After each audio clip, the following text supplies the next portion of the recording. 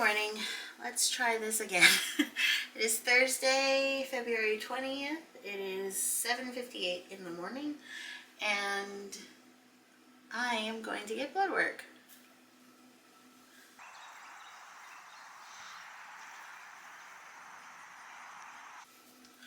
Okay, not to be a millennial stereotype, but I certainly do need my coffee first thing in the morning.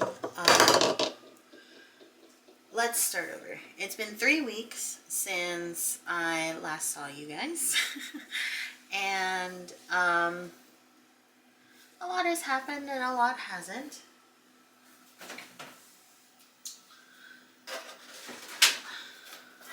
First and foremost, today's coffee is going to be, I think this is Thai coffee that my godmother got for me. It's been really good. It's a concentrate. So a little bit of this, and I add milk because it says to add milk. So let me make my protein coffee while I talk you through it. It's been 3 weeks. As you can see, I am doing a little better. I'm certainly not dealing with the nausea as much thanks to the Zofran that my doctor was able to prescribe me. I need to buy more. I'm still doing my protein coffee drinks in the morning. I got this off of Amazon.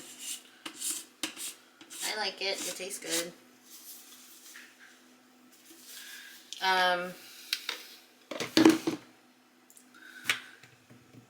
A lot has happened, and I have recorded a lot of things and then just been like, well, you know, I don't have the energy to post it.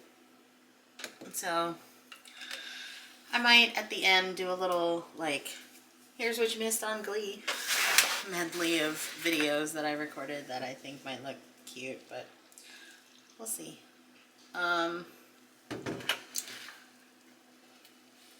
I am getting a little more used to the, oh, hold on. I'm getting a little more used to the medicine again, which is a good thing, but it still makes me really, really tired. So that's why I still drink coffee on the days where I have to do things like get my blood work. I also have sort of an informal interview, or an interview at 11 for a job. Long story short, the job that I applied for wasn't available, so there's another position that might be available to me. I want to get all the stuff at the bottom. There's another position that might be available. I'm just getting the details of that, but it's a contract job, which is my only concern, because if it doesn't have benefits, then I cannot accept it, which is going to suck, because I do want a job, and I do want to have a job. But if it doesn't have benefits and I'm still getting paid, that disqualifies me from Medicaid. And if I don't have Medicaid, then I don't have insurance, and if I don't have insurance, then I can't get any treatment. So goes the system, right?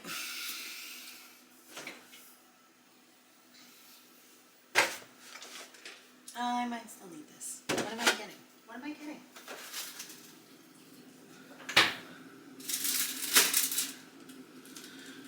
Mike and I had that consultation for the CAR T treatment last week. And first of all, I can't believe it was only last week. It feels like an eternity has happened since then. It was a good meeting, but it was very overwhelming, and it was a lot of information all at once. So I'm not entirely sure if I processed all the information, but I'll go through those steps in a minute.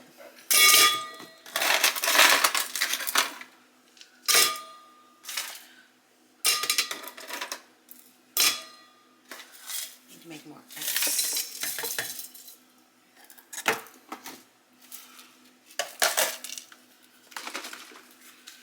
Let's do this in here. Throw this out. Brady has found my hair ties somewhere, and I am finding them everywhere. He is currently throwing them in the air right now.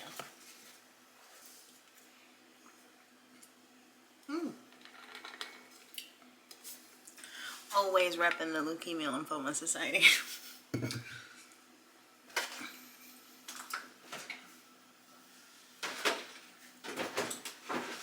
Alright, I have blood draw.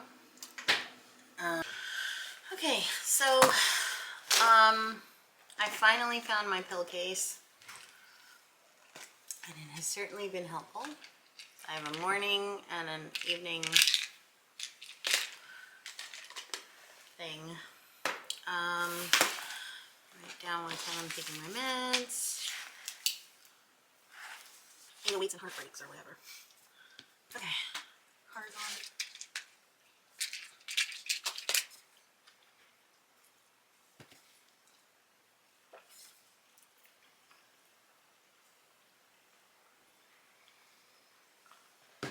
Yum.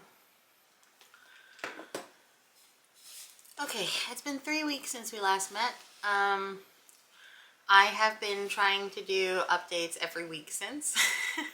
That first week was just too soon. I couldn't think of anything to really update you with. The second week, last week, was Valentine's Day, and I started recording things here and there. But it was Valentine's Day, so I didn't keep up with it. And this week, let's see, today is the 20th, it's a Thursday.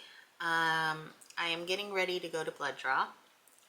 My blood work has kind of fluctuated a little bit, so that first week that I was on the medication,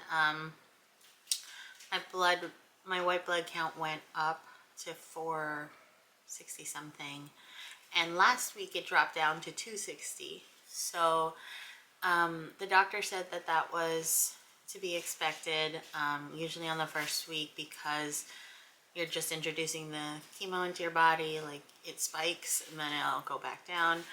I didn't anticipate it for it to go down as much, so that's a good thing. Promising. And now I'm going to get blood draw. I'm going to do it early this time because I have an 11 o'clock call for a job interview. I'll let you know how that goes. So yeah, I'm going to head out. I've got my protein coffee. I got a protein powder that I will link down below. It has 4 ingredients: whey protein isolate, caramel flavor, stevia extract, and Himalayan sea salt. And that's it. It's 20 grams of protein, I think, with every scoop. So I do 1 scoop with some milk. I was doing it with almond milk, but we ran out of almond milk, and now I'm doing it with regular milk because I've been using this like coffee concentrate that my godmother got me, and the instructions said to drink the coffee concentrate with milk, so to make it a latte. So there's that. But anyway, I'm sticking with this. I had a follow-up appointment with my primary care physician, and it has been working. Whatever I've been doing has been working. I've been cooking a lot more and trying to start with more protein in the morning, and my A1C is down. It's still pretty high, but it is down a couple of points since I last got my A1C checked. For transparency, my A1C was 11.3 in November, which is extremely high and pretty bad. And it is now 9.7. It was that high because while I was taking metformin, I was uninsured for a while. I had really bad insurance, really expensive insurance, and then really complicated insurance while I was unemployed, while I've been unemployed in New Jersey. And so I didn't have medication for a while, and then I did, and then I couldn't get it refilled, and then it was just a mess. So like I was taking my diabetes medication sporadically. I wasn't really checking it because I couldn't afford to get the medication. And now that I'm finally on like a regimen that is like, well, while I'm here, I have Medicaid for as long as that's available. I have Medicaid, which has been extremely helpful. Again, considering I don't have any income, I don't have a job, and I have a lot of doctors, and Medicaid has covered everything. It has been such a weight lifted off of my shoulders. If I'm honest, oh, hi Brady. I felt a lot of the symptoms, but I couldn't really address it because I didn't have insurance. And the week that I got Medicaid was actually the week before I went to the doctor in November. And Mike was like, "You're finally insured now. You need to go to a doctor. Like, you can't push this off anymore." And so I went, and that's when I found out I was back, and here we are. So, you know, I guess in a way Medicaid kind of saved my life, because I wouldn't have been able to check, and I wouldn't have been able to find out that my cancer relapsed, and I wouldn't be in all of this. So, let's go get my blood work. I'm gonna go put on my sweater. The cat is gonna continue to look outside. He's such a good boy. Come here, Brady. Show your face. Show your face. Ah. This is our sweet Brady.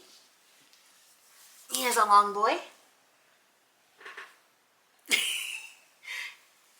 He is a sweet boy.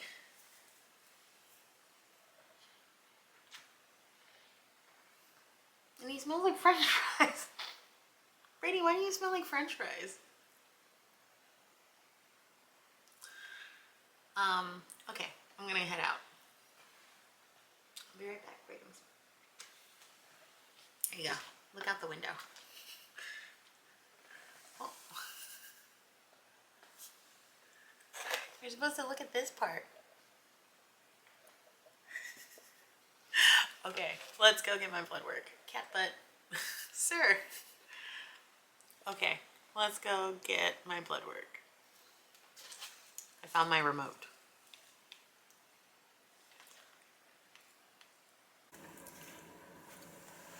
One thing about Michigan is it's gonna snow. Last year when Mike was living here and I was just visiting, it didn't snow that much and it wasn't this cold. I think of all the times I visited him, it only snowed once, and it was on around the day that I was heading back to New Jersey. This year, it has snowed almost every week of the new year. I'm not gonna lie, I kind of love it. It's really pretty. It's just cold, and I'm not really I don't like wearing jackets, really. I'm not really a jacket girl. I don't really wear hats, but it is this cold outside. It is 15 degrees outside. Let's see. High of 22, low of 12, which is better than yesterday when the high was 15 degrees and the low was 0. Or was that the other day? Yesterday, I think the low was 1. Something like that. Anyway, it's cold. So let's go in. Either way, it's cold. is the point. I'm gonna put this in my pocket. Alright, got my backpack. I don't know why I brought all this stuff, quite frankly. I don't need it. I normally, like, since I'm going back home after this, I really don't need it, but, you know, oh well. So, I realized last time I was here that there is an entrance that's closer to where you get your blood drawn. And I was like, oh, I should just go park back there next time. So that's what I'm doing. Here's to hoping this is quick so I can head home, change my clothes, and get going with the rest of my day, and then later I can tell you about the new treatment stuff. We'll see. Alright, here we go.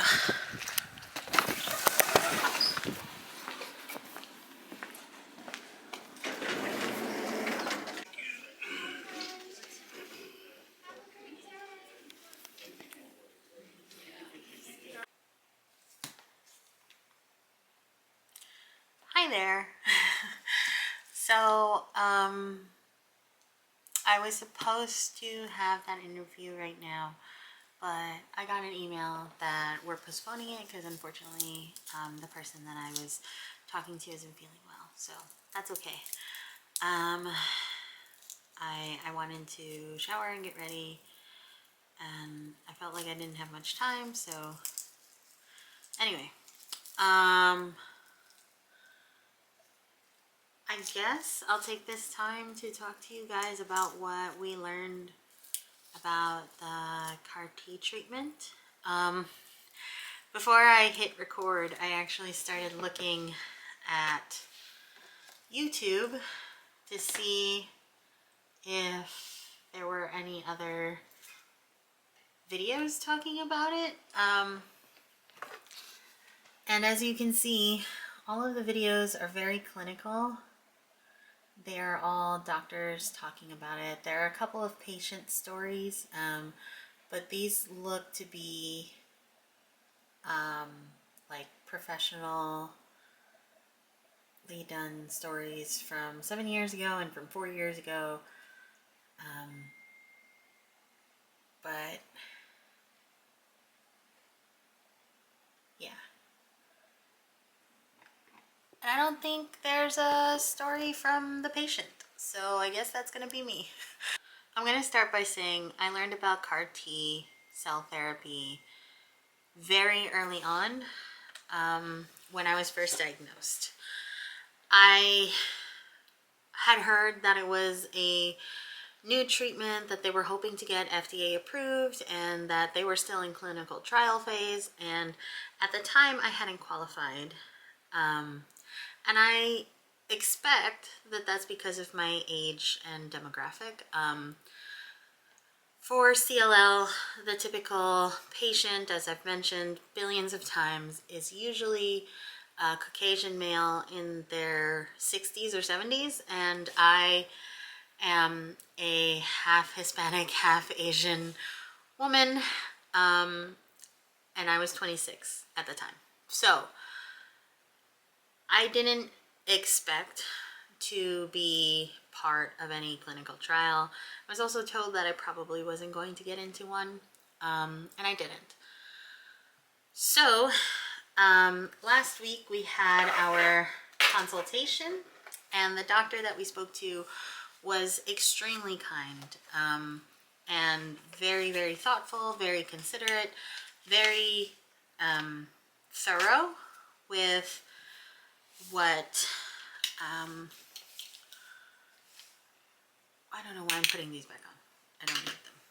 Very thorough, and I really liked her.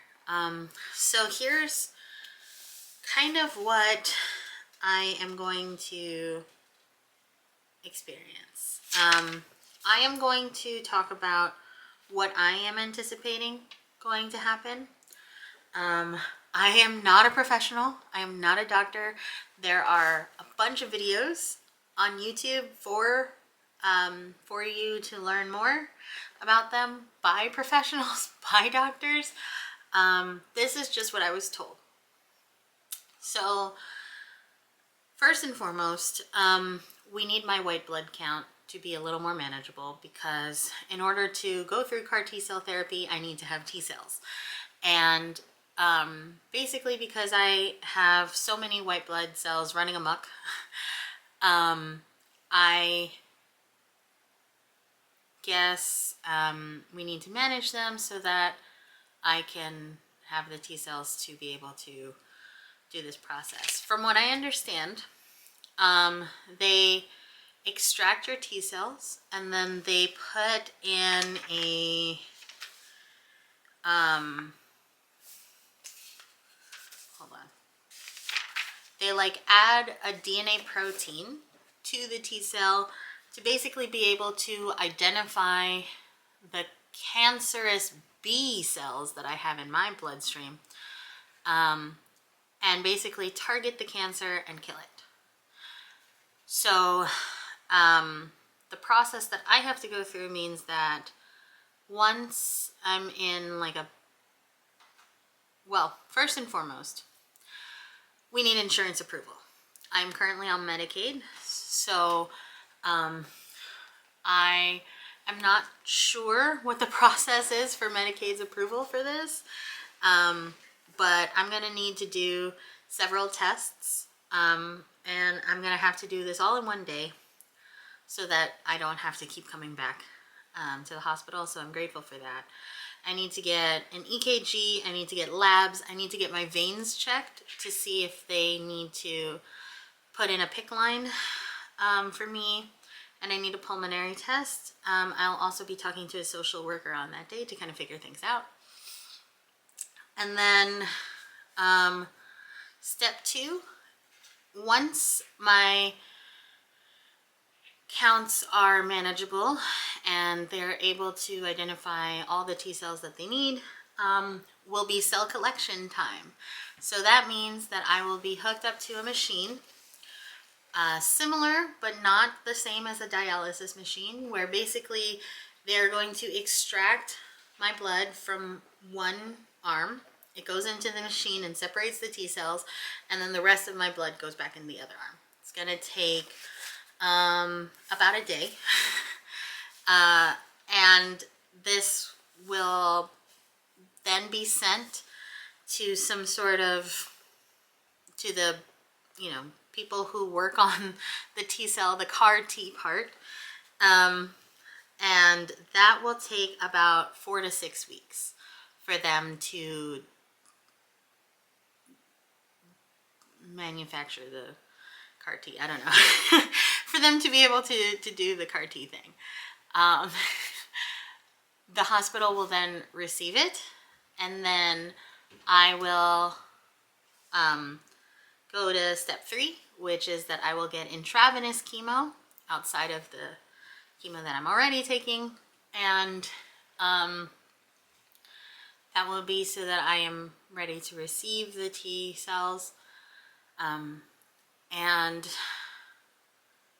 I will have a 2-day rest period, and then I will be admitted to the hospital for 10 to 14 days for me to receive the T cells and go through the CAR T process.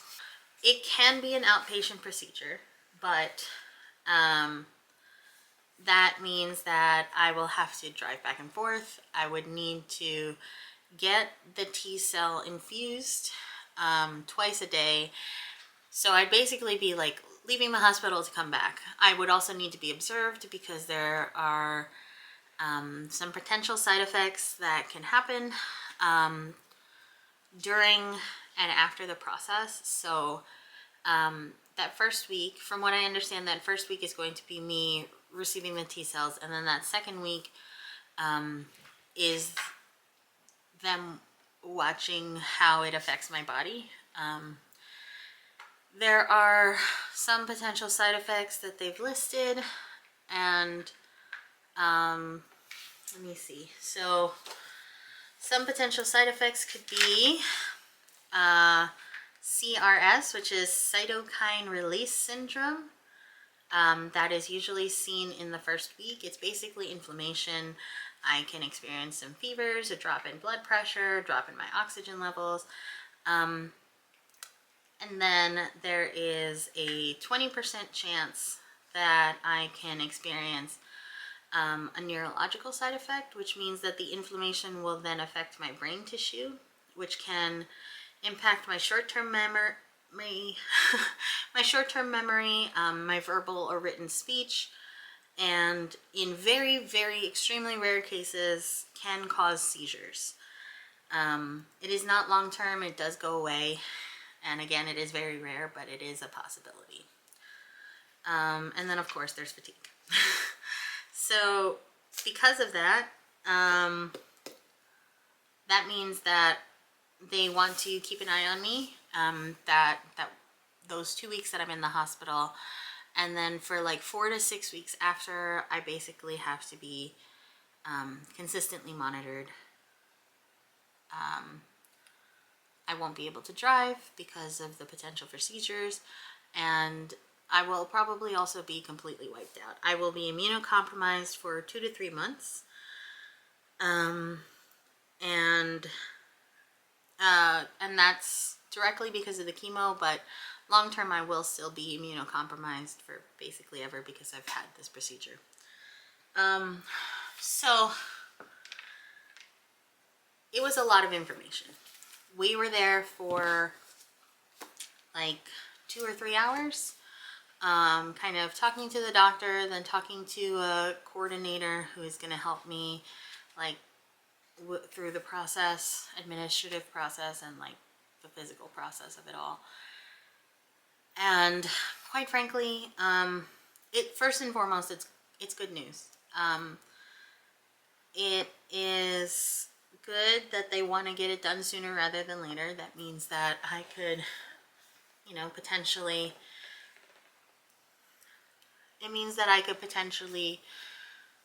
see some results and maybe start getting better. Honestly, it's a little scary. I have only ever been on oral chemo. I've never had intravenous chemo. I've had infusions for immunotherapy before, and that completely wiped me out. Like, it made me exhausted. I basically would get the infusion on a Friday and then sleep all weekend and kind of be out of it for like a week.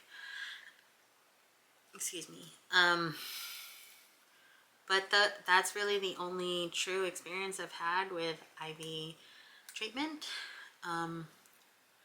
So, and then, everything else is just kind of scary. She wants to get it done sooner rather than later because she wants to make sure that my quality of life is better, and she just wants to be aggressive in the hopes that they can tackle this before my cancer gets any more aggressive. So I don't know. I haven't really processed it all yet. I think I'm still processing it. It's daunting to think about, and it's also, we're not sure when it's going to happen. I'm still, as you see, getting weekly blood work. So everything is being closely monitored, and basically once I'm ready to go, it's go time. We'd have to figure everything out right away, and it's a lot. It's a lot. But I feel a lot more confident in this team, and I feel confident that, things are going to work out. It's the uncertainty of the unknown, right?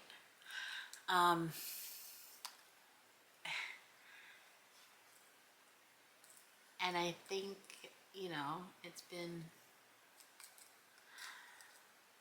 it's a lot of complicated feelings. Part of me wants to be really optimistic because, like, yay, this can all be over soon.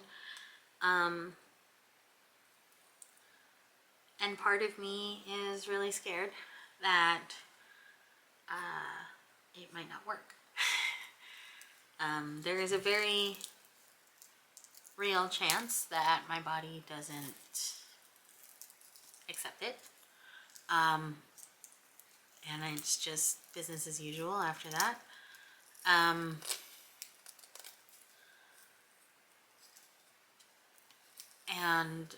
to say that that doesn't scare me would be a lie. A lot of, on the one hand, I'm very, grateful to have the opportunity to finally get this treatment, and that I might not, after this, I might never have to worry about cancer again. But at the same time,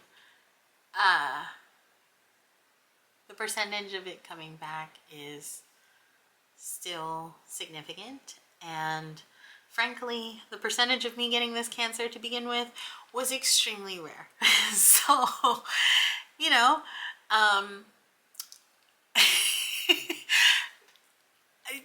there you go.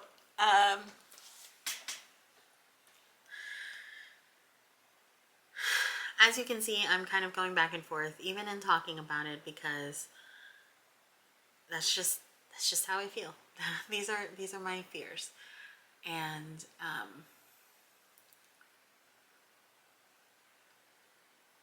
I don't know what this means for my future, or for like how I'm going to react, how I'm going to feel, and all of that is very scary. Again, I cannot promise that I'm going to continue to keep up with the YouTube thing. I really want to, as best as I can, because like I said, there are only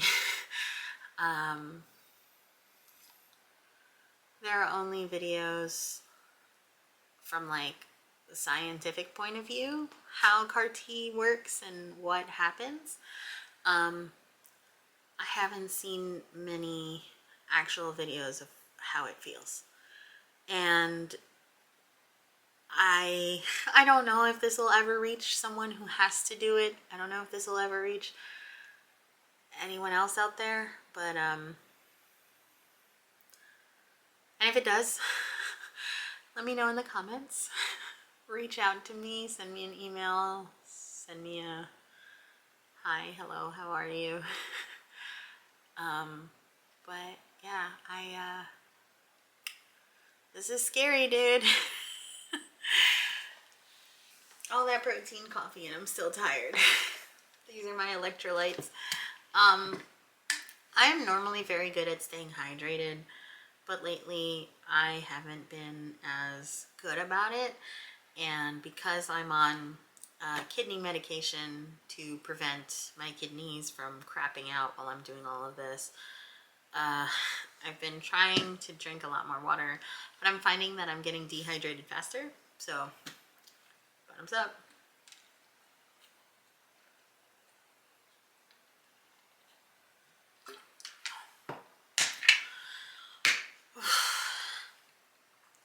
Anyway, that's all I know right now.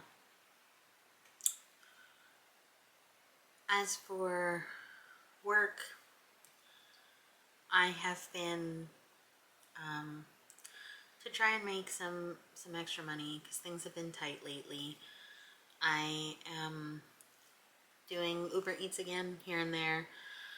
Mike doesn't want me to burn myself out, but at the same time, it's hard to deny that we need the money. So, I'm just doing what I can when I can. I drove for the first time on Monday, and I did a little bit on Tuesday. I did absolutely nothing yesterday, and I wasn't planning on doing it today, and it's now snowing a little bit, so I'm definitely not doing anything today. But I might do it tomorrow. Um, so we'll see. But of course, after this treatment is done, I'm not going to be able to do it at all. And I didn't get one of the, I found out I didn't get two of the jobs that I had been interviewing for. And I have that interview next week for a potential contract position. But that's all up in the air right now. And to be honest, I'm a little concerned about the insurance of it all. The catch-22 is if I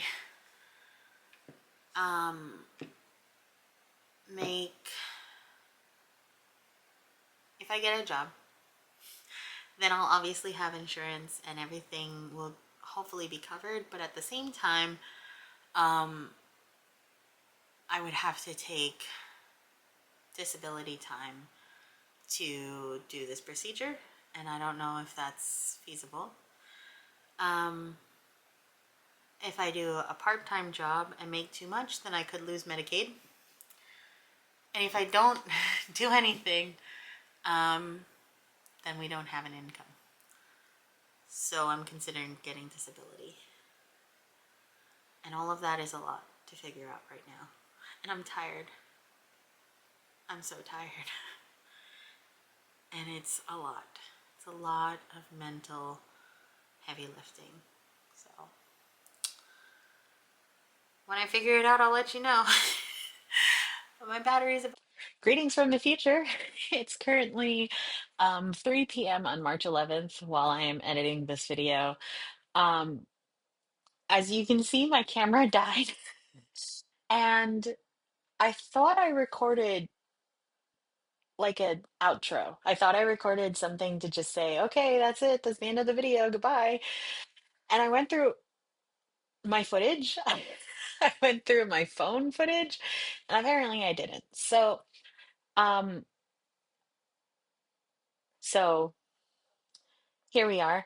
I'm recording this with a webcam because I didn't want to take out and do a full production. I am just going to say that um, at the end of this video, I talk a little bit about the complexity of trying to find a job. And um, in the week after that video, so around the end of February, I do record more of a point of view of what job hunting has been like. And I will be editing that video next. So I am not going to really discuss that as much. Um, I will say that I did end up having to turn down the contract job because unfortunately it was part-time and did not contain benefits. So just to close the loop on that story, that is unfortunately the outcome. That also means that I am, for the time being, stopping my job hunting. Um, and like I said, I do cover this in the video that will be coming out next. So I'm not going to go too much into that anymore. I will add that what I will say is that after a lot of back and forth and talking to Mike, we did decide to start a fundraiser to help us with some bills and cost of living expenses to cover before, during, and a little bit after I undergo this procedure. I will be linking that down below. Um, I would appreciate anything you can contribute if you can. But if not, you know, I understand too. Obviously, things are tough for a lot of people right now. So, yeah. I guess I'll talk about that in another video. We found a website that takes not as big of a chunk as some of the more well-known sites that we have used in the past. Go fund me. Um, so anyway, I'm going to just sign off. Like I said, more information to come about the job hunting in the video that I will be posting soon, um, aka the video that I'm going to edit immediately after this, but I don't know, time machine, I guess. So thank you so much for watching this video. Um, thank you for all of your support, and um, I'll see you soon. Bye.